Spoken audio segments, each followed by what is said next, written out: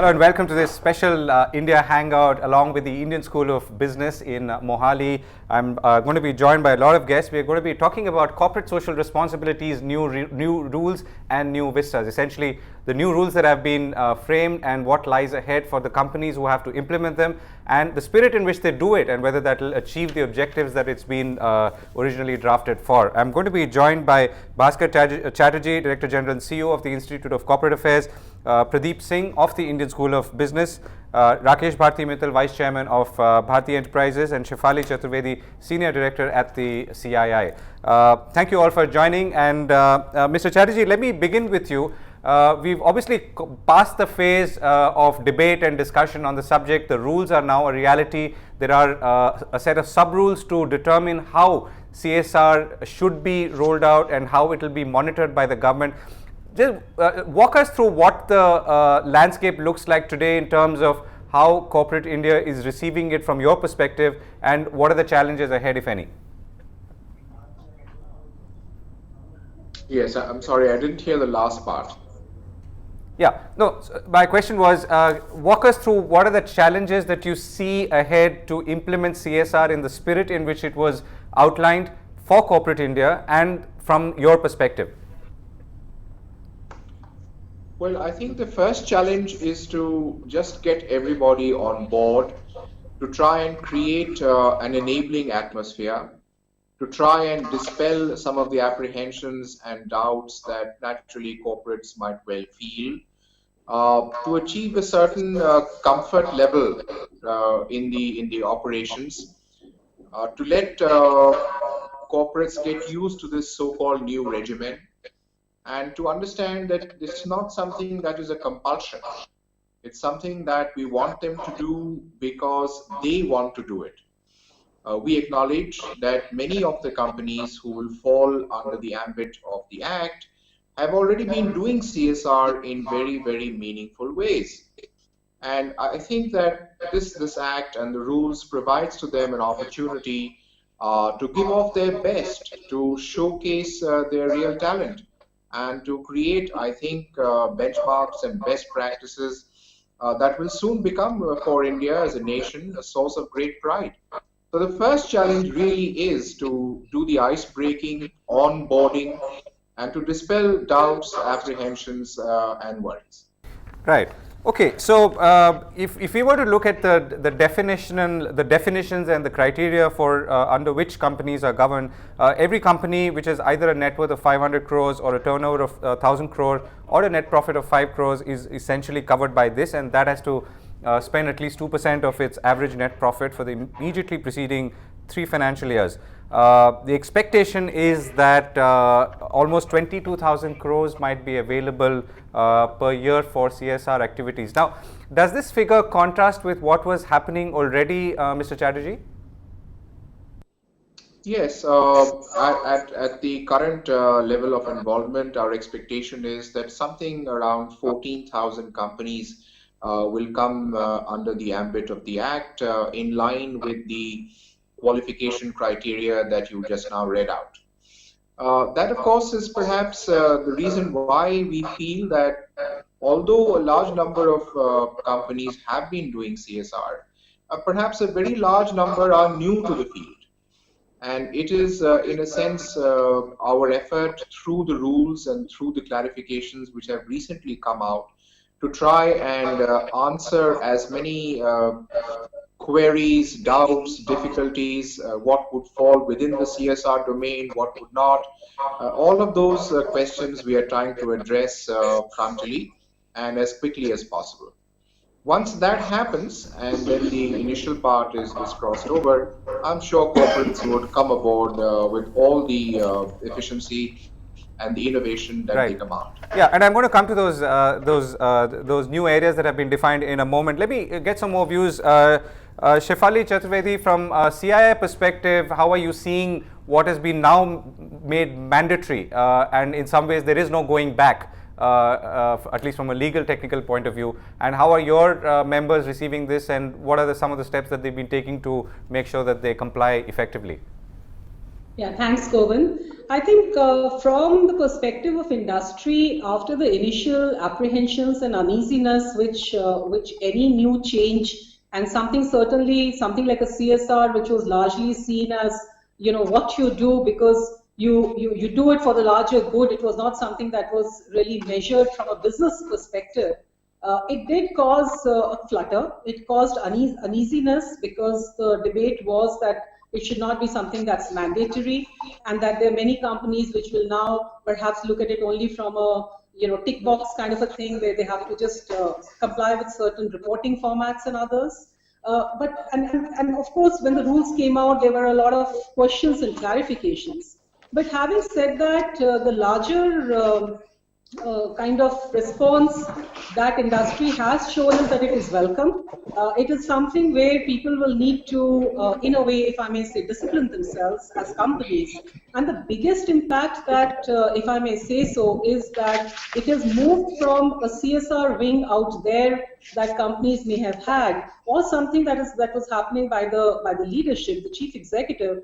But now it is across the company. It has become a boardroom discussion, and that to me is the single, biggest critical positive that has come about, because it was something which, we all talked about, but this new ruling has kind of, Right. ensured that. So, Shefali, can you give me an illustration of that when you say this has moved from being something spearheaded by a CEO to something that's more across the board? What is the manifestation, and is there an illustration that perhaps sums it up well? Yeah, I think this is something which is all across. So it's not really any one company per se, because as was mentioned earlier by Dr. Chatterjee as well, there were certain companies, be it the large business houses, who were already kind of looking at it from an overall sustainability point of view. There were the national voluntary guidelines that were being followed. But now what has really happened, the turnaround, is that every single company that qualifies for this, one, they're going to be measuring their, total spend. And, to respond to a question that you asked earlier, we did an analysis within the CII, and we just looked at the profits of the, the top 100 companies last year in terms of the CSR spend that was talked about. And it was about 1,700 crores. And now we are talking about, if you just look at the same 100 companies which are listed, and you look at what it might be with the 2%, we are looking at, that was just about 25% of what is going to be available next year. So the quantification of what they're going to be spending on, that is the change that's all pervasive, which you're seeing in terms of, the way we are seeing it. We're having companies who are now, the CSR committees that are being set up, the seriousness with which the whole thing is being viewed, everything has changed. I think it's completely revamped And you're saying that this is clearly out of a desire to do something good and not out of fear of what might happen if you don't. No, I think it's a mixed bag. So I won't say it's a fear. It wasn't so much as the fear part, but I would put it as, there is still a certain amount of apprehension and concern, as with all things new, as to how are we going to report. Because there's a certain amount of stringent, the compliance that is required, and so and there hasn't been too much of capacity in this area within the companies in the CSR field. Right. So in the process of gearing up for that, yes, there's still a lot of concerns, and that it shouldn't become something where, because companies need to say I spend 2% on XYZ area, so it shouldn't become a bottleneck from what earlier companies may have been spending things on, and as part of CSR. So, right. So give you an example. If you're looking at something which is, you did some good and you said it was CSR, but right now they're saying, okay, these are the things that are there in Schedule 7. I must do something that I can directly, quantify. And as a result, the conversations are, will need to increase around what all can you do as part of CSR. So some things may suffer in the short run, is what we feel. Right. So, Mr. Chatterjee, let me come back to you now. So there are 2 or 3 parts as I am seeing. So one is, let's say, those companies which feel that they are under some sort of threat to implement this in some form. The second is, of course, those who were always doing it, and the third is perhaps those who were not doing it or doing it, but in some ways getting ready or are geared up for this new regime. Now, my question to you is, the first one is, is that if this is indeed done in an atmosphere of fear in some ways or concern, will it achieve the genuine objectives it set out to achieve? And if not, what can we do about it? My response to that, I think, is very clear. First of all, the way the Act and the rules are framed, the primary principle is comply or explain. And hence, this is not a mandatory provision. Right. It doesn't, if you are not doing your CSR, it's not something that's forcing you to do it. You only need to inform the public domain as to why you don't want to do it. Of course, that explanation will be in the public domain, and it's for you to then stand up to that explanation. Will we achieve our objectives? Well, certainly there is a great deal of optimism that we will. But for anything as large as this, as national as this, as widespread as this, to give an unequivocal yes or no is perhaps premature. My belief is that if the three elements of this CSR implementation process, government on the one hand, of course, companies, corporate India on the other, and we must not forget the implementing agencies, who are essentially of only three types. They are either societies under the Societies Registration Act, trusts under the Trust Acts of the state government, or Section 8 companies, not-for-profit companies. These are the implementing agencies who need to step up to the plate and say, we will involve our capacities, we'll upgrade our skills, and we will deliver on the ground. It is actually this triad which has to synergize and then deliver impact. Right. Okay. Mr. Singh, let me come to you and get a maybe slightly different view on this. How are you seeing it from a third-party point of view, if one can call it that, at least at this point, and the interplay between government on one hand and business on the other in an area where there was no interplay in the past?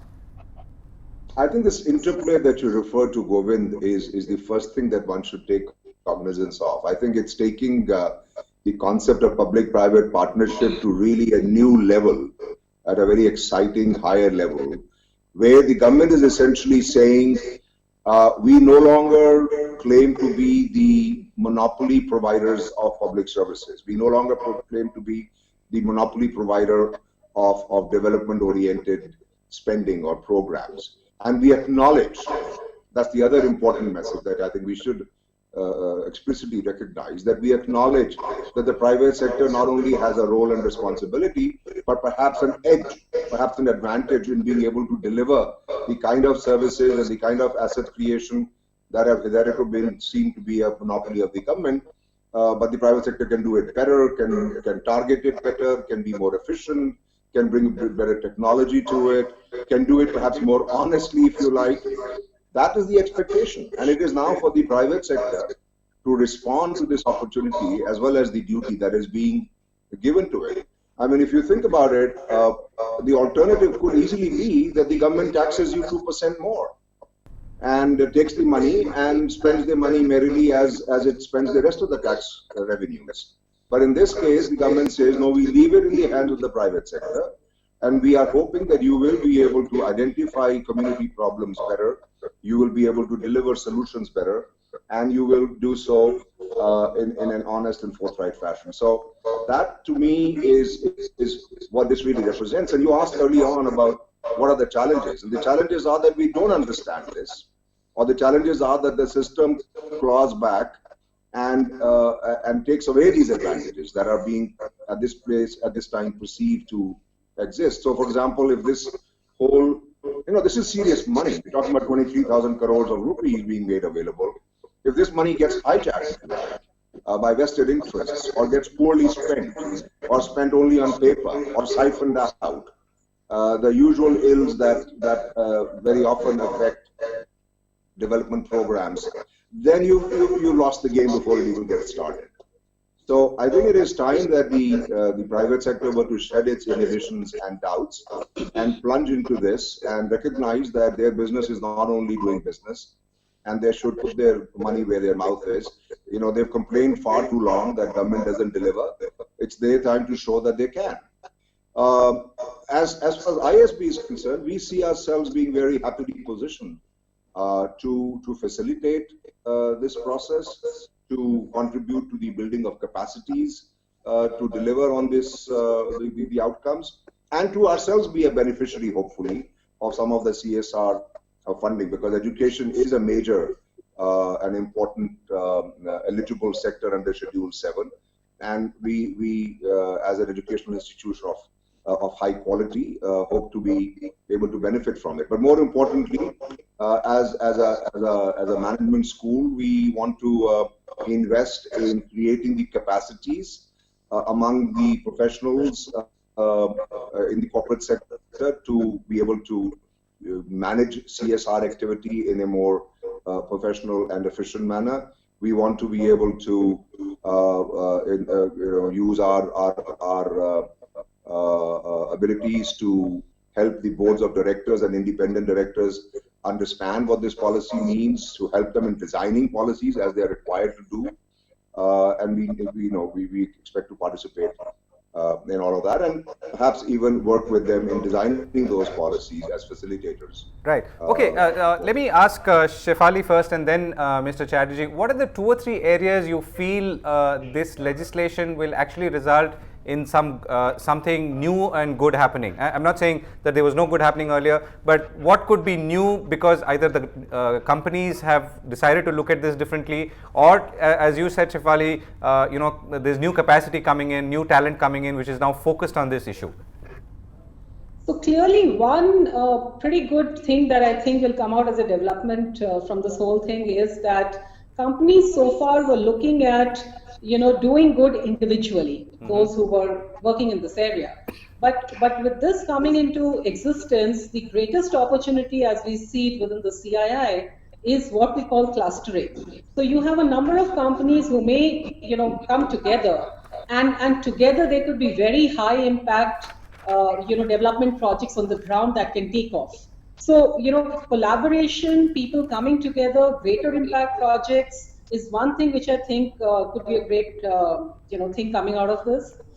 The other thing is that while it has not been kind of specified in so many words yet, but a great opportunity that is possible is that all the national schemes that we have currently, Sarv Shiksha Abhiyan, for example, whether it's their midday meal scheme and Anganwadi and those kind of opportunities that are there, you still have them drawing the private sector, the companies to come and participate by way of CSR. So, you top what is already there existing and you bring some new elements. So, similarly, there could be other national schemes of the government where you can, I think now, in a modular way, kind of make things a little more explicit, where the corporate sector should be able to come in through the CSR to enhance what is already there, not replicate certainly, but then to add on to it. So that's the second opportunity that I see. The third is what has already been talked about. So far, we didn't really have too many CSR professionals. You had individuals who were coming from different streams and they were kind of functioning as the CSR people within companies. Clearly now you're going to have, this being focused on in a big way. We had ISB talking about it. There are many other institutes. I know IICA themselves are looking at this. So that's one good thing that I think is going to come out of it. And apart from that, I think the whole focus on impact measurement, which so far has just not been part of a lexicon. It's like we talk about, we have done this, but what exactly has come out of it? It's something which has not really been monitored in that sense. So I think just the sheer measuring of the impact that it took is going to be a positive that we're going to see. Right. So these, I think, are some of the positives. Okay, so measurement is an important thing. Thanks for pointing that out, Shefali. Let me come to you, Mr. Chatterjee. Now, I think the question that I was asking was, what are the 1 or 2 new things that could happen potentially because of this new way of doing things? And secondly, I'm not talking about whether the 2% is spent or not, but will there be other ways of measuring the real impact of the philosophy of this whole endeavor?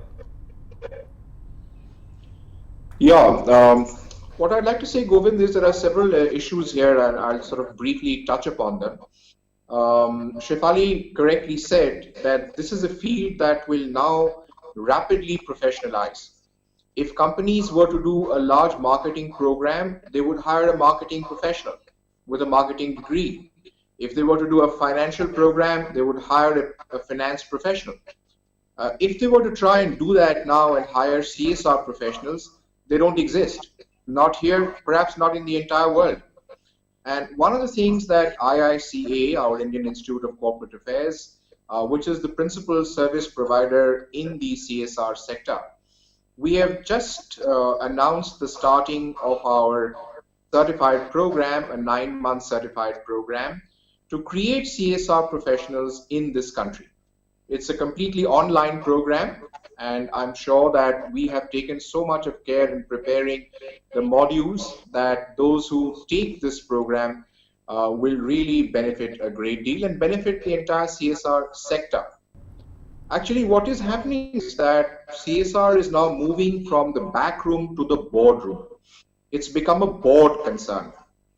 And the Act tasks the board and the CSR committee of the board not just to monitor what is happening on a day-to-day basis, but actually to ensure that every single activity mentioned in the policy happens on the ground, takes place on the ground.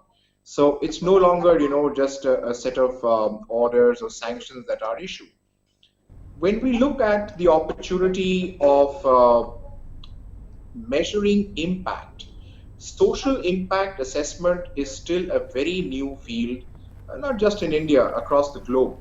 But here, for the first time in India, we will, I think, even professionalize this field, because in the end, the nation will want to know that if we are spending about 18,000 rupees every year on CSR, what exactly is the impact that we are creating?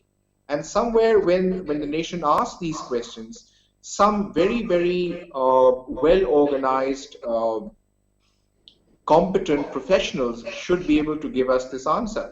And I think companies will have to play a very big role here. Shefali drew our attention to one very, very important factor. There is much that the government is already doing. And to be able to supplement or complement some of those social activities is a huge opportunity. And therefore, there is another area in which companies can apply their minds and see that develops. A final word I wanted to mention, because so much of the actual implementation of CSR activities will be in the hands of NGOs, of the voluntary sector, civil society organizations. We have to pay heed to their needs, their requirements, the way that their skills will develop. And one of the important things that the rules themselves have now provided for is that corporates, as part of their CSR expenditure, can not only do learning, development, and upgradation of skills for their own staff and their own CSR personnel, but they can also spend this money as CSR expenditure to upgrade the skills of implementing agencies, the voluntary sector. So there is also that huge opportunity to create a great deal of CSR efficiency and CSR competence right across the board. Right. So what are the one or two areas that from your own experience and understanding where you think the impact could be, or rather new impact could be seen, or could be, or areas could be sort of identified that companies could work on? Well, first and foremost, I think the principal improvement that I see is that corporates will actually begin to engage with communities. The community corporate engagement I really haven't seen in any material terms practically anywhere, except for a very few companies which may count on the fingers of one hand. Very few companies actually engage with communities. This will be the first opportunity when companies can really, through voluntary sector or whatever the medium, actually connect with people on the ground and be able to see how much of an effect they create, what a difference they make to their lives. That, I think, is a revelation that many companies will feel. The second important part I think that companies now need to look at is very many companies were actually doing a lot many activities. There were companies which had 200 300 activities, one camp here, a little medical school here, spraying the water right across the garden. Now corporates will focus their activities, actually have a lesser number of projects, more intense, so that the outcome and the measurement of that outcome will actually guide the way that they identify and execute their projects. So that's a good point, and let me bounce that back to Shefali. Shefali, do you feel that one is is the measurement matrix falling in place, and secondly, is that likely to produce the outcome that Mr. Chatterjee was talking about? I'm sorry, I couldn't catch the last of your question. Sorry, my question was, will a measurement matrix provide the kind of outcome that Mr. Chatterjee was talking about? Will, in terms of companies either doing new things or doing old things differently, and of course, creating some sort of focus in the number of things that they're doing? Well, a couple of years back, we had done a kind of an analysis within the CI membership as to the sectors where companies feel they need to do CSR. And there were clearly areas which are no different from what we say are the MDG goals. When you talk about education, you talk about things related to women empowerment and gender equality. You look at health and sanitation. And environmental sustainability, and these clearly were the areas where companies felt their CSR should go into, and CSR is going into. Now, if I was to look at what's going to happen now, I pretty much think that these are there to remain. These are going to be the areas where companies are going to look at maybe enhancing, going deeper, being able to, so how they do things and what is the overall impact is what is going to change. I don't think there's going to be too much of change prima facie in the sectors where the work is done. Of course, it's going to throw up opportunities of many other areas. Take sports, for example. Now here, what was going as CSR, which was largely, let's say, sponsorships, that is going to perhaps hopefully change, and it's going to be far more in-depth things in terms of what is done to actually get something like sports off the ground and view that differently from a program. So I think in terms of sectors, largely they'll remain. What is going to change is the way they are looked at. Okay, and Shefali, what are your concerns as an extension of that? I mean, do you at this point feel that the government is likely to be collaborative and participative about this, or do you feel that there could be some pressure, for instance, in the way the auditors ask questions? The auditors will be asking questions in order to obviously prepare the balance sheets and so on. Well, I think, best case scenario is that, we have a collaboration and the government and everybody come forward and it's like, it's Eden, but I don't think it's going to happen so quickly. I think initially companies will have to gear themselves to doing it, to figuring things out and perhaps doing it a little alone. I think it's been talked about, one of the biggest challenges that companies are facing right now is finding the right implementation partners, and all of this is going to be it's going to go awry, it's not going to work till you have the implementation bodies, whether they equip their own foundations to do it, whether they have intermediary entities to do it, or whether it is the NGOs as the last mile connectors who do it. I mean, today you have, I think it was a government study done 2-3 years back when we learned there were 3.3 million NGOs in the space. And if you really look at what it means, you're talking about, for every 400 Indians in this country, there is an NGO. And in which case, perhaps the implementation should be so much better. It's more than the primary schools that we have in our country. Or primary healthcare centers, but clearly that's not the situation. So while NGOs and others are going to professionalize themselves and they're going to be bodies trying to help them, but when you get started, there are going to be a lot of pain and pangs to just kind of somehow get it right. And I'm talking not so much about the large business houses who pretty much have their act together. I'm talking about the medium sector kind of companies who are going to really have to gear themselves, and they'll need a lot of help. Right. Mr. Chatterjee, there are 10 themes that have been defined. They range from healthcare and education to something more specific like technology incubators and armed forced veterans. Now, are these 10 themes likely to be expanded? I know there has been some discussion on this, but for the sort of our audience who will watch this, what are those themes likely to be, and what is the philosophy that's going to drive the themes in future? And perhaps maybe you could quickly dwell upon the philosophy that chose you to select these themes in the first place. Well, let me clarify straight away that those 10 items that are there in Schedule 7, at least in the immediate foreseeable future, there is not likely to be any expansion. It is within the ambit of these 10 sectors that we would expect companies to come on board and start working. What was the criteria for choosing these 10? Not really. I think Shefali has already mentioned that the global compact, the issues that were generally driving the development sector, not just in India but across the world, and these are in a way Indian but also universal concerns. So there is what you might call a certain level of agreement on these 10 sectors. Let's move forward on them. And then if there is an opportunity in the future, one can't say when, that might well happen. I wanted to mention a couple of concern that perhaps you might like to flag off here. One is that we would expect the execution of these programs to be done on project mode.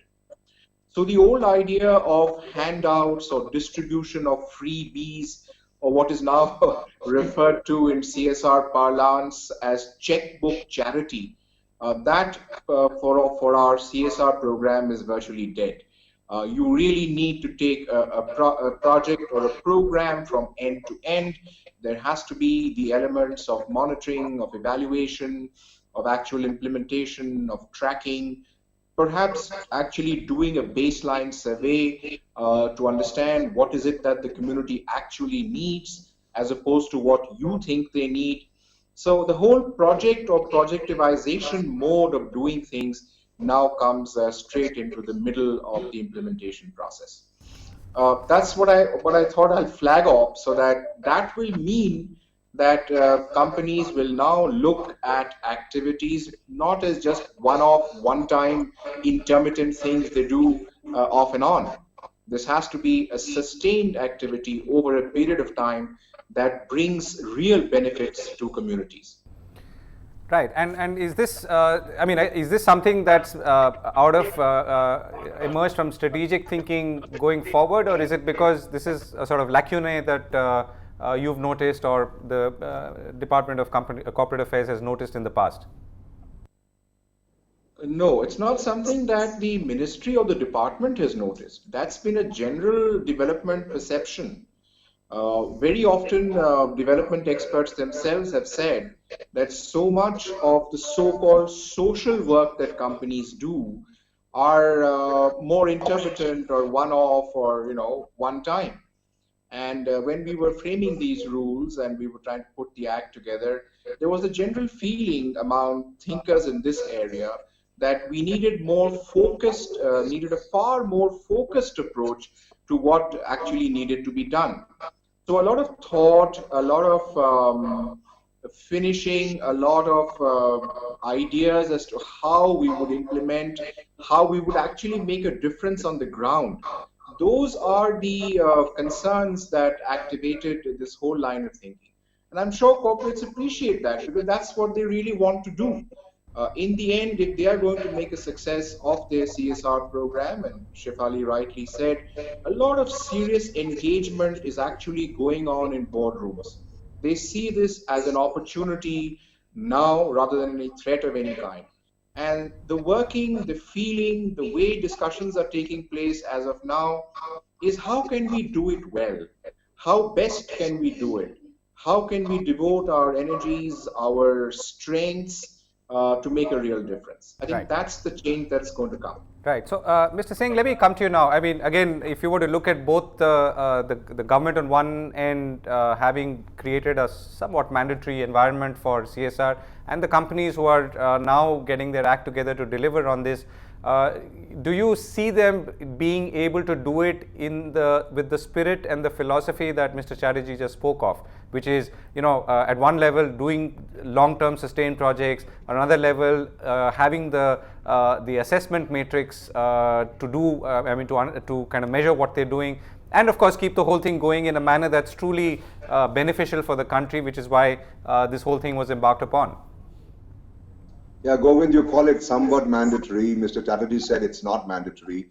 That's really, I think, the starting point for this. And I think this is actually wonderful the way we are starting this initiative by actually saying we want the driver to be your self-awareness. We want the driver to be the fact that you're going to go in the public domain to claim what you have done or to explain why you haven't done it. And that's going to be the reason why you will do the right thing. It's a different way of doing things. This is not through inspectors and police raj that we are trying to get people to respond to the needs of the community. Time will show. Time will show. The hope is that we've created a movement, as it were. We've created a corpus of funds. We are trying to create a new tradition. But time will show whether this will actually translate into the quality indicators that we are referring to, whether it is the focus, whether it is the programmatic approach, whether it is the projectization, whether it is the movement away from the checkbook culture, or the movement from a concern only with the inputs to indeed a concern with the outcomes and the output, whether we are delivering results or not. Those will emerge as corporates realize more and more what Mr. Chatterjee referred to as an opportunity rather than a threat. The moment you start realizing that this is not something we are doing to file a return and to make sure that no inspector or policeman visits us, but it is actually an opportunity. And if we are going to spend this kind of money, if we are going to put in the effort, why don't we see that there is a meaningful outcome? And the moment we realize, the corporates realize that this is about finally taking charge by engaging with the community and by acknowledging that nation building and economic development is a joint effort. It's not a MyBop culture where the government is supposed to do things and we are supposed to either receive or criticize. Then those things will happen. They won't happen automatically, but I think this is the step in the right direction. A river usually cleans itself as it flows. So let's not sort of start prejudging very quickly, or let's not start taking out the plant from the pot every 20 minutes to see the roots are coming well. Let this sink in and let people understand what this is, that this is an opportunity being given to them. Mr. Chatterjee, under this section 135, I mean, things have been defined. We have a catchment of companies who will be contributing from their profits. Now, what about the companies that fall outside it, which obviously are the larger number? What is the thinking in terms of encouraging or bringing those companies which are not necessarily part of the profitable pool, quote unquote, to do things that are important for the society in general and for their environment in specific, particularly in businesses which are have a direct play with their immediate environment, maybe extractive industries or other infrastructure and so on sectors? Yes, good question, Govind, and something that occupies some mind space in all of us. We actually set this threshold so that some of the best corporates that have a fair amount of profit generation, they get on board first. But clearly our expectation is that once they are on board, they will set the example. They will actually form the benchmarks. And there is this lurking hope or expectation, you might call it, perhaps even a dream, that when these companies start doing effective CSR and getting real value from that raft of operations, many of those who don't actually fall within the ambit today might want to partner with those who are actually doing CSR. Shefali again talked about how much of an opportunity this is for companies to come together to do things jointly.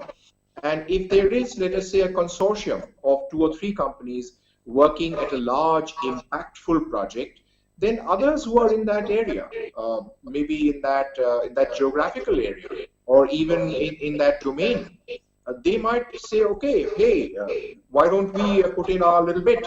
Although we don't qualify under the provisions of the Act, but surely we too can make a difference. And here, I think, lies that opportunity of this core group of companies actually setting those examples and then widening that circle. Then, rather than have legislation and saying, okay, now let's lower the parameters so that we have more and more companies, there will be a voluntary spirit that drives this. More and more companies will want to come on board, will want to partner with those who are already doing things. And if we can kindle that spirit, if we can enliven that approach, then I think, Govind, India is really headed for good things to come. Right. Shefali, how would you look at this from the point of view of companies who are, in environments, and I mean the physical environments which have a direct impact on, either the topography or the people and their livelihoods and so on. And do you see companies doing or using this to actually clean up their act, particularly in cases where they may not have done this before? Certainly. I think that is something which has been the writing on the wall for a while now in terms of a lot of, even before, let's say, the CSR rules and what they've specified have come into being. You've seen over the last couple of years, the people, the citizens, a lot of movements where they have, been asked, they've been answerable, so to speak. And perhaps, this is going to become the conduit, or this is going to become the what will ignite that action. And certainly I think it's going to make a difference to companies in such sectors. Right. So do you see, for instance, any specific examples that might set the trend, so to speak, Shefali, in coming months, or have they already been such examples which are in some ways different from what we've seen in the past, which of course was companies taking their own initiative? I think at the moment it's early days, because right now companies are just kind of gearing up to kind of see, does anything change from what they were doing earlier and how do they do it differently now. So you won't see trends so quickly. I think it's going to take a while to settle down. So far it's really been, in terms of what is being done is what was being done earlier. But what we're going to see coming in I suppose in the next couple of months, we'll have a clearer picture as to areas that, or specific projects that are, away from the beaten path, which are going to emerge. So, Mr. Rakesh Mittal has joined us now. Mr. Mittal, we've been talking about CSR and how it's going to play out for India Inc., both from the India Inc. point of view as well as from the government point of view, and what it desires and whether this new legislation will roll out in the way that it is supposed to do, particularly from the objectives that it was meant to achieve. Can I understand from you, from a Bharti point of view, how do you see this new piece of legislation rolling out, and how do you in some ways fit it to what you've been already doing in the past? Thank you, and good afternoon. Clearly from my perspective, I just heard what Shefali was saying, and I'm very clear in my mind that the corporate sector in India Inc. is going to put their best foot forward.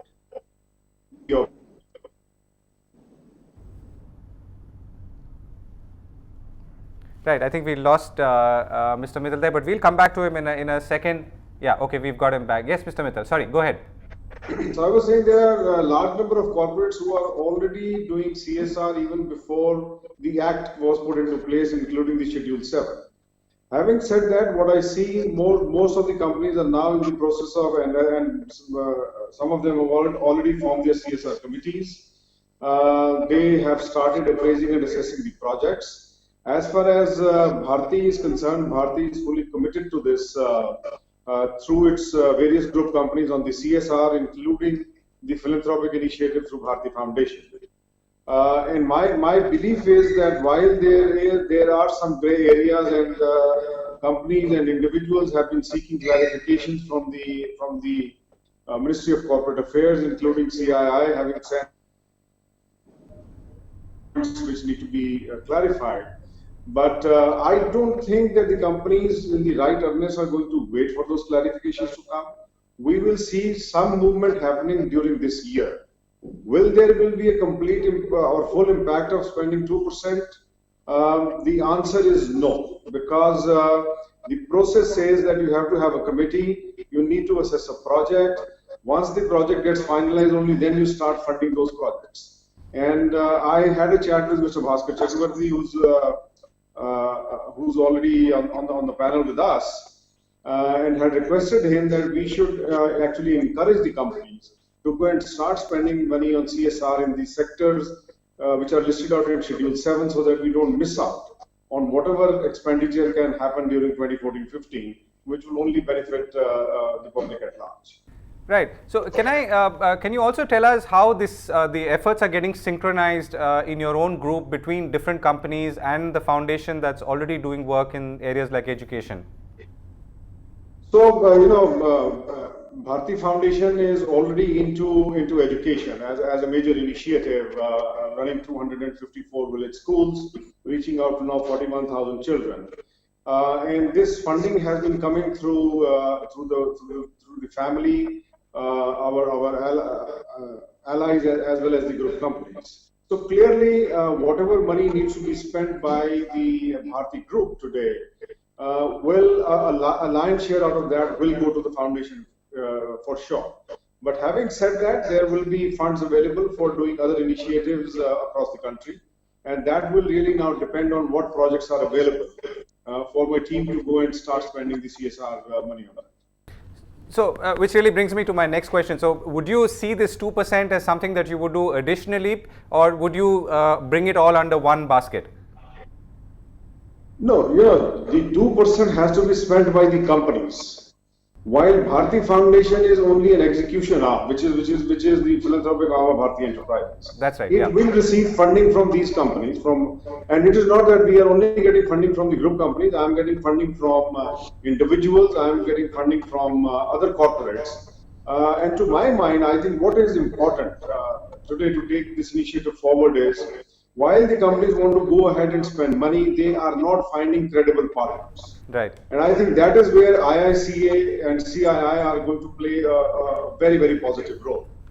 And the biggest bottleneck today, which I see, is the transparency amongst the NGOs, because any company or any individual who gives money wants to see that the money is spent judiciously. It is spent in a very transparent manner, and every rupee walks that much longer. So there are large number of NGOs and societies, foundations and trusts, including Bharti Foundation, which are doing this work in a highly transparent manner. And I think more and more such initiatives we need to see, so that the funding can get channelized into the right sector, depending on what areas they want to spend money on. Right. So, you're saying that there is a capacity challenge right now for companies, whether within the company or in terms of partners outside. Are there any other challenges that you see in the way this legislation will be implemented or is sought to be implemented, Mr. Mittal? We had, while we were engaging with the government, the then Minister, Mr. Sachin Pilot, I had a series of meetings with my CII colleagues. And India Inc.'s, the mandate is very, very clear that don't put this as something which needs to be done. Leave it to us, and we will ensure that the money is spent for the right causes and for the right areas where we should go and make it. Our idea is, let the work begin. Let the work start.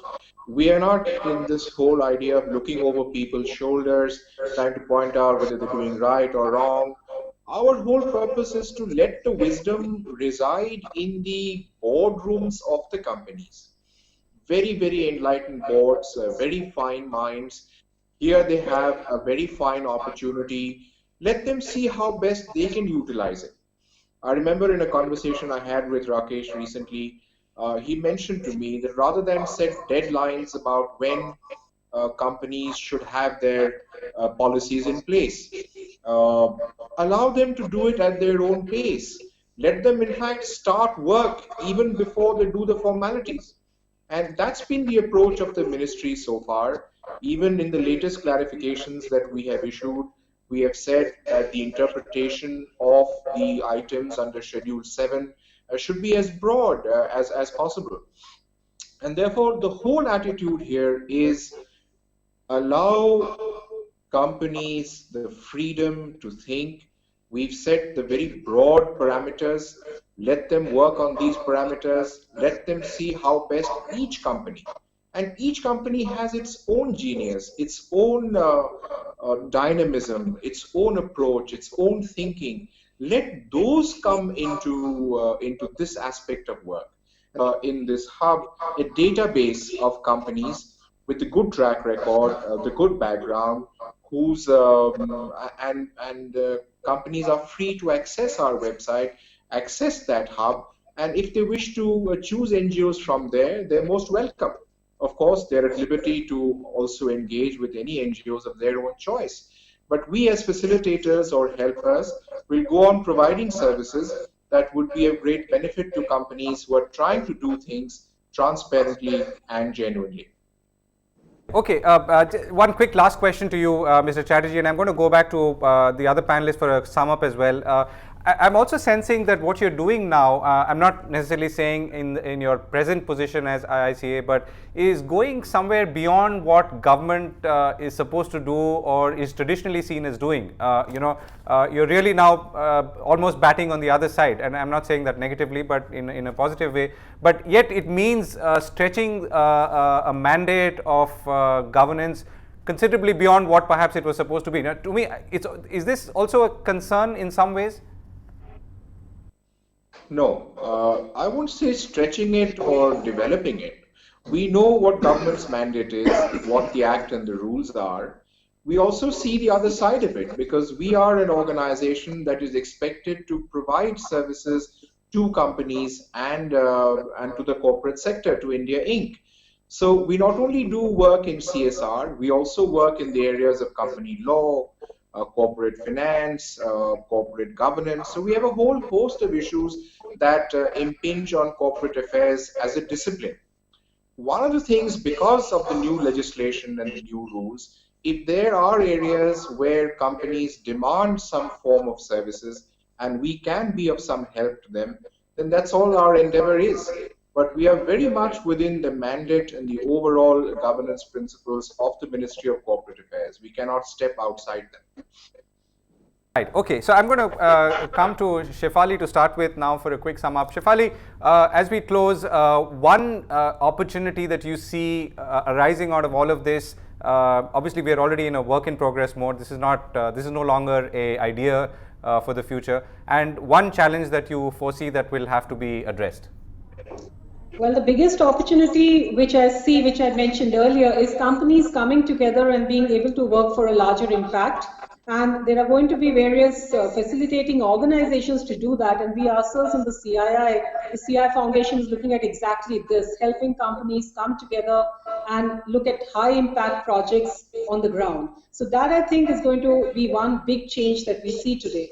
In terms of challenge, we've talked about capacity of people. I won't talk about that, but certainly I see one thing which could be a challenge or an opportunity, whichever way you want to look at it, which is that earlier we used to have NGOs where there was a lot of international funding coming in. In a way, it's been replaced by a lot of Indian corporate sector funding that's coming in. And while we've taken all good care that for about the project should be for 2-3 years, but what happens in scenarios when the companies are not able to give that kind of money to the same project? And what happens after those 2-3 years? So that is something which will have to be looked at carefully, because you cannot start a good thing and perhaps not continue it over a period of time. So that I think could be one of the challenges. So goes to the point Mr. Chatterjee made earlier about the sustainability of projects that are embarked upon. Mr. Singh, 2 points from you, one challenge, one opportunity. Sorry, I didn't hear you. Mr. Singh, to you. Yeah, the question I was. couldn't hear you. Yeah. Pradeep Singh, the question is to you. One challenge, one opportunity. Well, as I mentioned early on, this represents a paradigm shift in governance, really. It is laying down a new framework by which the community, the industry, private sector, and the government can come together to deliver on economic development and social development, delivery of public goods and merit goods. There is the opportunity, and that is also the challenge, that people need to understand what this stands for and to be able to engage with it in that spirit and allow the quantitative and qualitative improvements and evolution to happen in time, whether there are capacity challenges or challenges of settled practice. But these will, once the seed has been sown, these challenges will get resolved. Right. Mr. Mittal, last word from you. How do you, one key challenge and one key opportunity that you see as Bharti Group arising out of the Section 135 legislation for CSR? Well, honestly, I think the challenge from our perspective is going to be looking at the right projects across the country for my group companies to spend money, because since Bharti Foundation is only in the 6 states where they are working. The opportunity to my mind is that, and it's not only for Bharti, I think it is broadly for India Inc., is that they will now participate and play a big role in bringing about social projects which will lead to social change. And I'm absolutely clear in my mind that there are opportunities for ISB, Bharti Institute of Public Policy, to actually actively engage in creating not only a lot of awareness, but also have different, if I may say, sessions on sensitizing the stakeholders. So clearly, Bharti Institute of Public Policy has an opportunity. IACA is going to play a big role. CII on its front, the council on CSR, which I'm heading, will ensure that all the group companies within the CII are sensitized, are given the data for them to start moving forward, including hosting the large good NGOs who are doing outstanding work in different areas all across the country. So I think there are more opportunities than challenges, if I may say so, because the challenges will be ironed out and sorted out. I don't see that as a big one.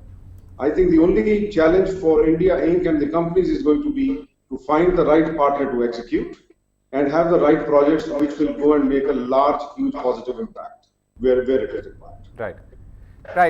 Right, Mr. Mittal, thank you very much for that. Thank you all for joining us on this Indian School of Business Boom News special, which looks at corporate social responsibility, new rules, new vistas, of which clearly there are many. One of the challenges, as was pointed out, is to create interesting projects that have a genuine impact on the environment in the specific and the physical sense, as well as the general sense, and of course for business to create the capacity to deliver to this very interesting new mandate from the government, which, as things stand, everyone, both government, academia, as well as India Inc., seem quite committed to work together and deliver. Thank you very much for being with us on this special edition.